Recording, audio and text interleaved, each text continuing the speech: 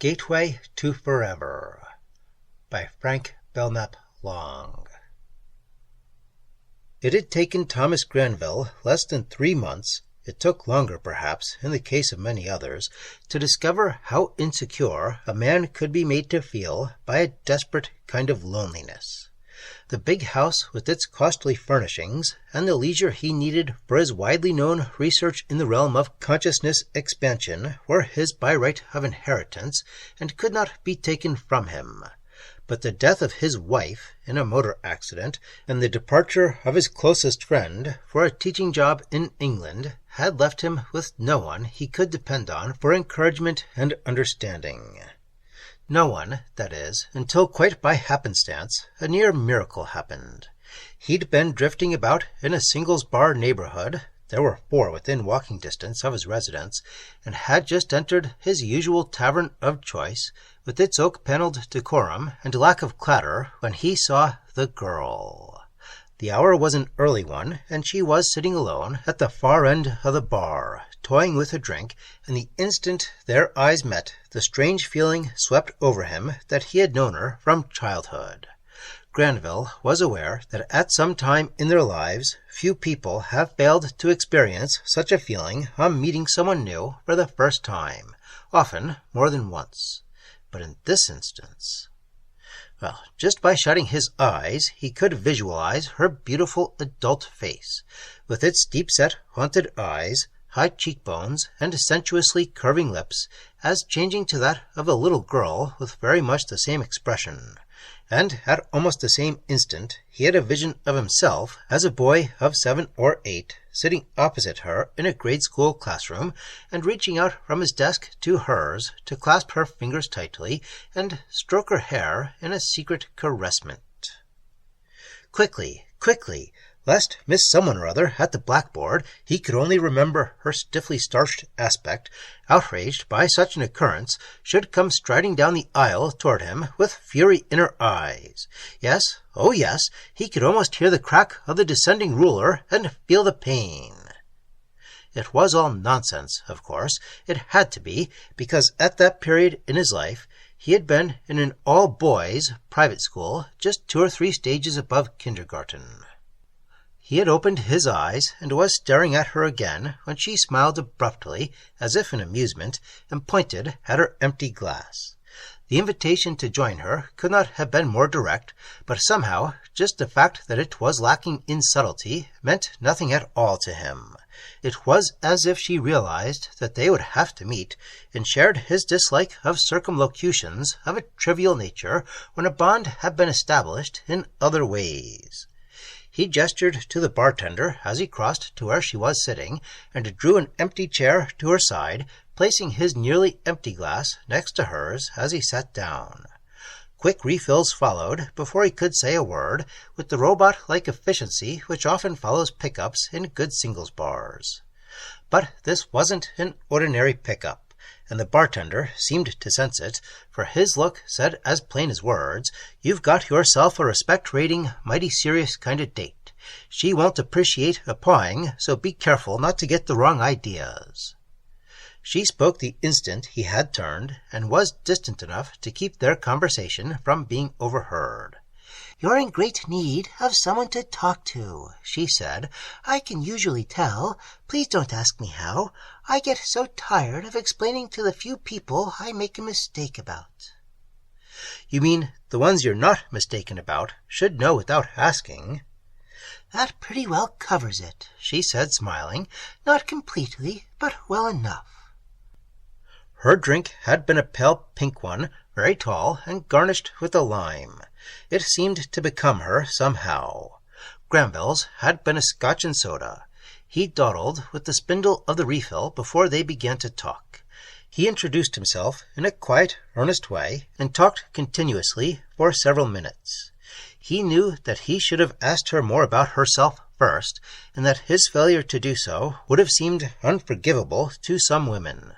But he had the strange feeling that she cared not at all about his self-centeredness in that respect.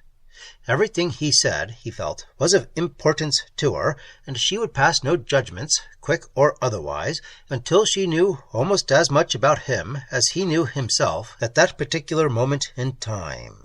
He had never needed the meditative assistance of a think tank to become convinced that men and women could only know themselves to a certain extent and in a certain way at any single moment in time, and he had the incredible feeling, at least while he talked, that sitting at his side was someone he could transfer all of that inner knowledge to, as he might have done with the computer, with one vital difference.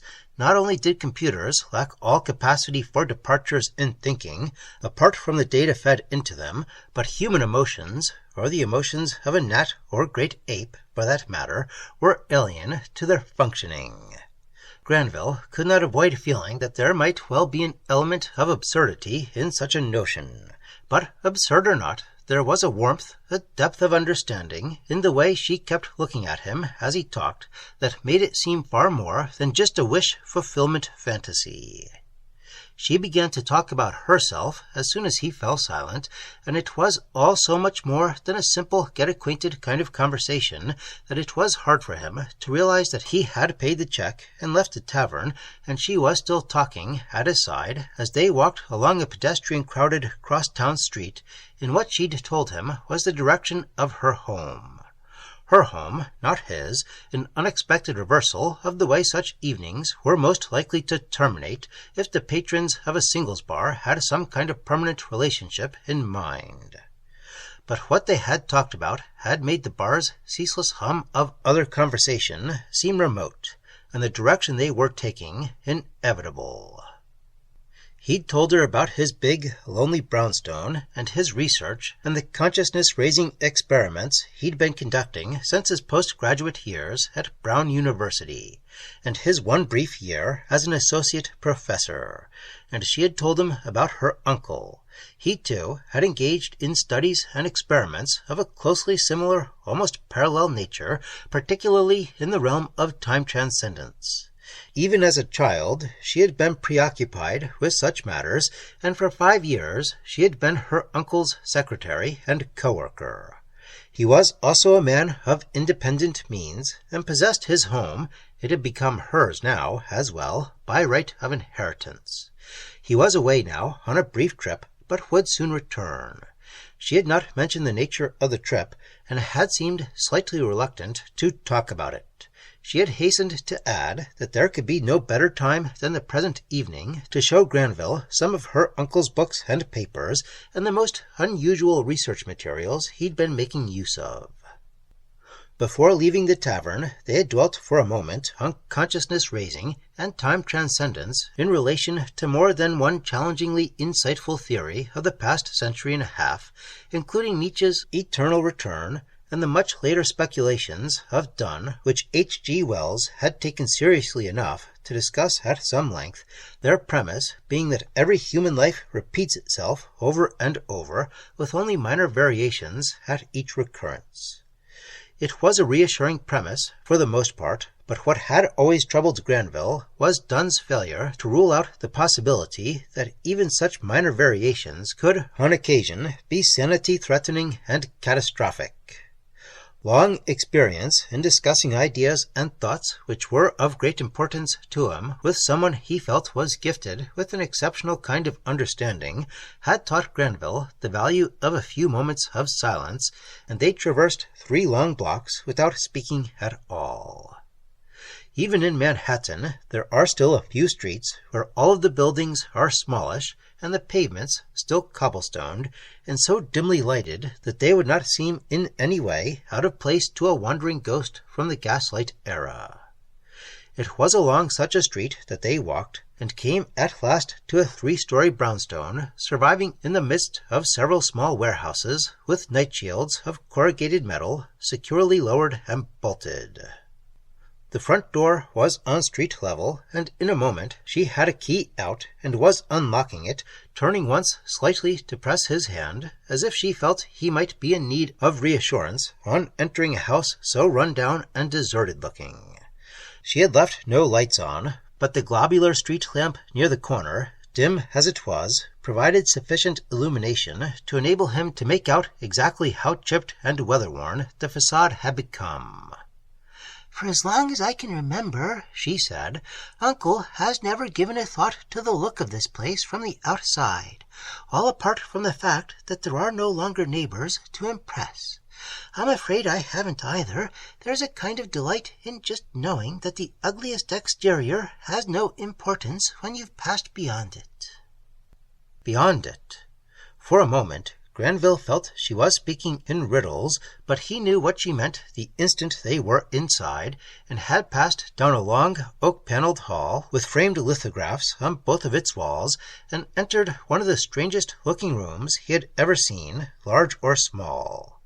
It was quite large, and each of the four walls was adorned with a painting in a cinematic kind of three-dimensional perspective, lighted in a different way.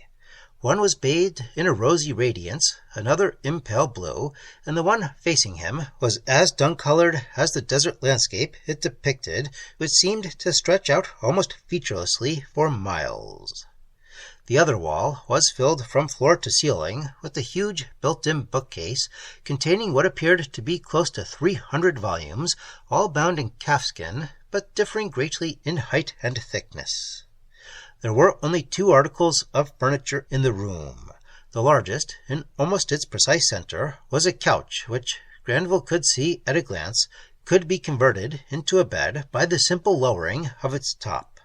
The other was a small circular table which could hardly have contained more medical-looking accessories if it had stood at the bedside of a hospitalized patient under emergency nursing care. Drugs? Granville wondered, and for an instant a feeling of unease took hold of him. In all his consciousness-raising research, he had shunned the use of the ordinary sensation-distorting drugs, even LSD, for the simple reason that they seemed to him to contribute nothing to the kind of time transcendence he had been hoping to achieve. She tapped him gently on the shoulder, as if she had followed the direction of his gaze and had guessed at his thoughts. "Do not be misled by what that table contains," she said. "The powders and fluids in those bottles are not medicinal in any ordinary prescription drug sense. You may think of them as drugs, if you wish, but all of them are of a very ancient Far Eastern nature. Their effects, untested by anyone but Uncle, and to a lesser extent myself, through long hours of patient experimentation. Right in this very room—" She broke off abruptly and paused an instant, as if abandoning one thought to take up another of greater, more immediate importance. "There must always be, as you know, some prearranged locality, some definite starting point for experiments of a certain kind. As for the chemicals in those phials, none of them are difficult to obtain. It is the mixture alone that can produce quite startling changes in our mastery of what would otherwise be barriers to the few— there are basically not more than 3 altered states of consciousness that are in direct contact with hyperdimensional space-time." "The mixture?" Granville heard himself asking. "You mean the precise way each of the chemicals is combined, the actual formulae?" "Yes, of course," she replied, smiling a little, as if to relieve the tension she felt he might be laboring under. "But Hugh said they are of a very ancient Far Eastern nature," he reminded her. "Years ago, when I was still a child, Uncle's scholarship was just as remarkable as it is now. When he had some all-compelling purpose in mind, when his emotions were deeply stirred, and his heart was set on something, his capacity for unusual research was almost beyond belief.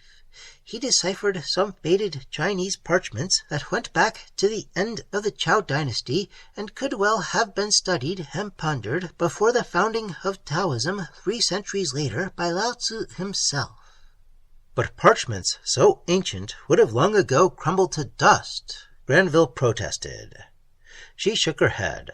"I'm afraid you're mistaken," she said, easing the harshness of her challenge to his scholarship with another slight smile. As I'm sure you know, there are hundreds, no, thousands of Egyptian papyri in existence that haven't even begun to disintegrate, and ancient China was the first to manufacture thin sheets of paper with an actual, close-to-time-resistant fiber content. Something happened then that startled him by its suddenness. She had taken firm hold of his arm and was drawing him toward the couch with an intention that could not have been otherwise than unmistakable. It was made to seem doubly so by what had happened in the tavern when she had looked directly at him and pointed at her empty glass, indicating that she could never have been faulted for making slow decisions. "You told me as we were walking," she said, "that when you left your home tonight, returning within a short while would be impossible. You intended to walk and walk until you brought yourself to a state bordering on exhaustion. When we met, I knew that some such feeling had made you go into the tavern in the hope that you would be spared the need of returning alone to a house that has ceased to symbolize, to a man like yourself, anything to treasure and take pride in.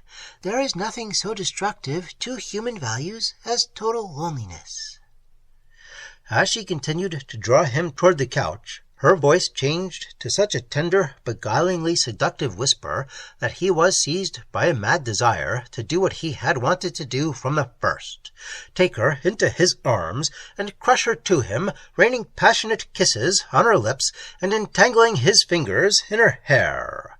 But he managed to restrain himself with a tremendous effort of will, fearing to cut her off in mid-speech when her every spoken word had become so important to him.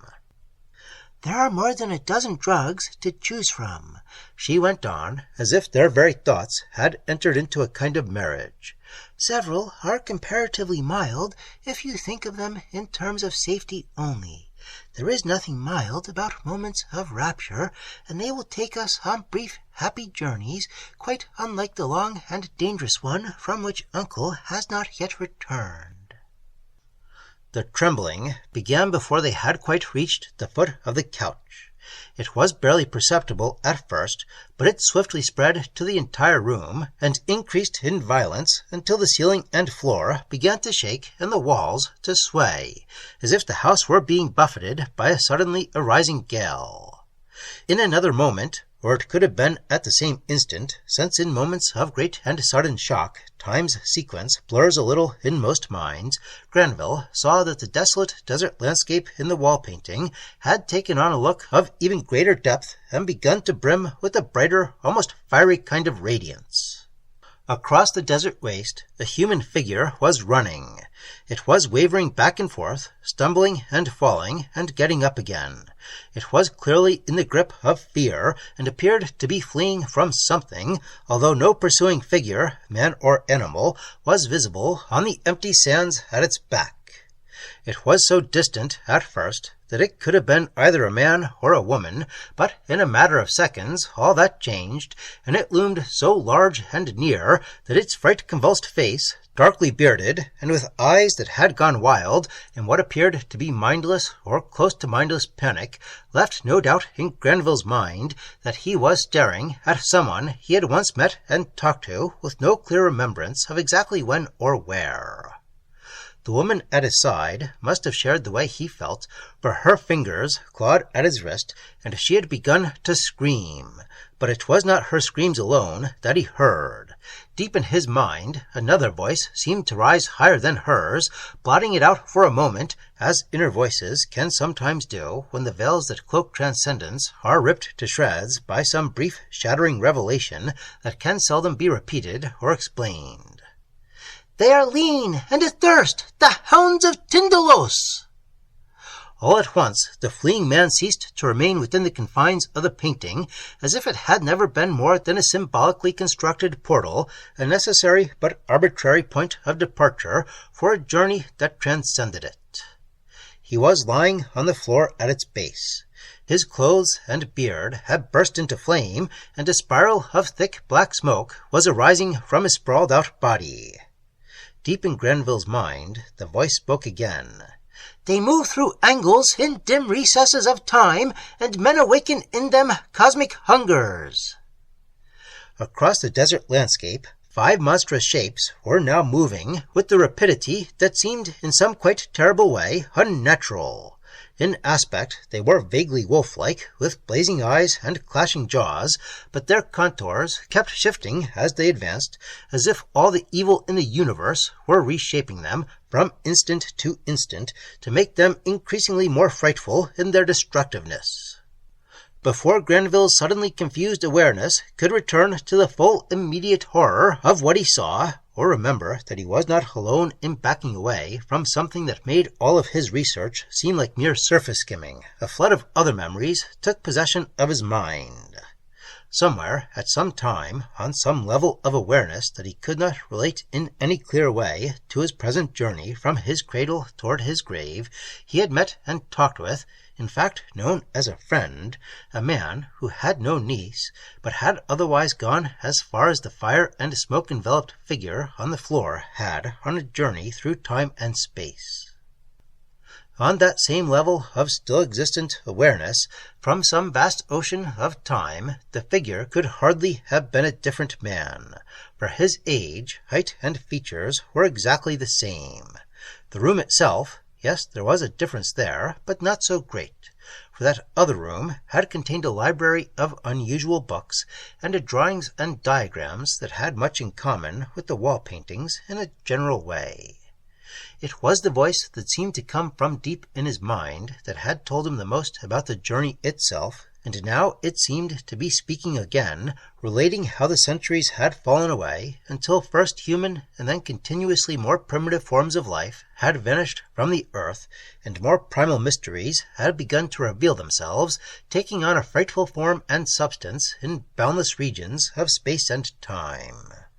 The figure seemed to be speaking to him directly now, but he was sure that it was his own inner voice he still heard, repeating as if he were himself the speaker what he had once heard from his friend's own lips. For a moment I stood on the other side. I stood on the pale grey shores beyond time and space, and in an awful light that was not light, amidst a silence that shrieked, I saw the hounds. I heard them breathe. They turned toward me, and I fled screaming. I fled screaming through time. I fled down quintillions of years.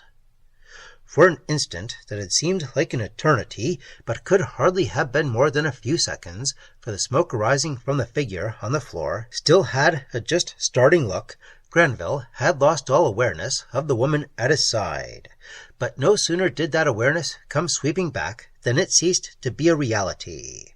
Not only had she left his side, she had rushed to her uncle's side and was trying desperately to smother and stamp out the flames, seemingly oblivious to her own deadly peril. For another moment, brief this time, both subjectively and objectively, he remained motionless, helplessly staring. His every muscle seemed frozen. Gradually at first, and then more swiftly, the entire room became suffused with the light that streamed down from the ceiling and all 4 of the walls, continuing to increase in brightness until it became almost blinding. An invisible something in it could not have possessed more strength and firmness if it had been a steel brace clamped to Granville's shoulders. It lifted him up and hurled him backwards, back and back, amidst cascading spirals of radiance that slowly began to grow dim again until they vanished, like the light from a shattered sun in the interstellar gulfs. He was told later that he had been found lying in a crumpled heap on a cobblestoned street before a row of warehouses that had been built on the site of 4 or 5 rooming houses, converted brownstones, one of which had maintained its single-family integrity until it had been gutted by a still-remembered 4-alarm blaze a half-century ago. In the months that followed, by the strength of his will alone, Granville managed to rebuild his life and to find some measure of peace and contentment by joining one of the many monastic and semi-monastic orders dedicated to contemplation and the journey inward. Though in the one he chose, almost absolute silence was enjoined, he achieved protection at least from the destructiveness of absolute loneliness.